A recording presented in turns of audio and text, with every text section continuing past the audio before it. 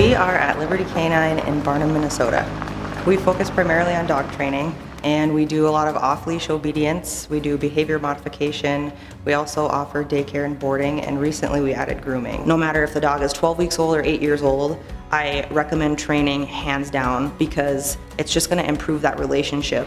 We are a balanced training facility, so that means we use a lot of positive reinforcement to teach behaviors, but ultimately the goal is that the dog will listen without food present. Basically, our training style for each dog is very similar, but every dog is different.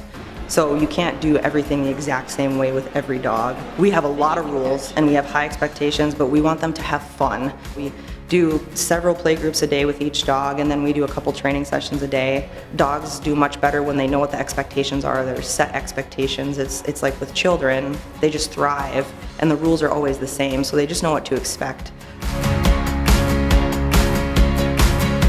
We make sure that they get outside a ton. We want them outside as much as they can be, weather permitting. You know, we play with them and pet them when they're out. We want them to have a good time when they're here because a lot of dogs, even if they're pretty confident, being away from home is different, and so we don't want them to come here and be stressed out and have anxiety, and so we just try to make it fun for them. I was originally in law enforcement. That's the only thing I've ever wanted to do since I was like 9.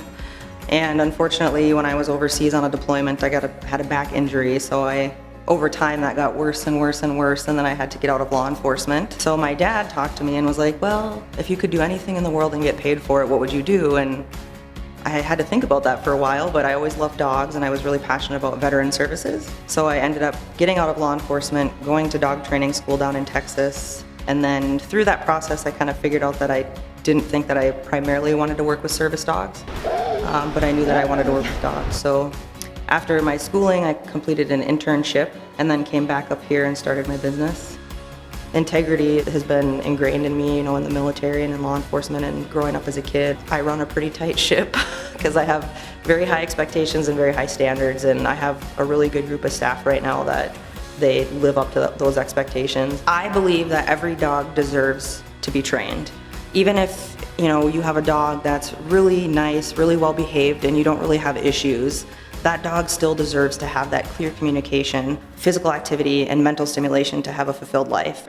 Just watching the dog learn and grasp these concepts and trying to figure out what we're asking them, and then seeing how much that improves the relationship between the owner and the dog, and then how much it improves the harmony in the home. And those things help us be able to do more fun activities with our dogs. Taking them camping, taking them hiking, and taking them swimming. I just love to see the end result when a client comes for a go-home lesson after a board and train, and they just can't believe that their dog was capable of that stuff.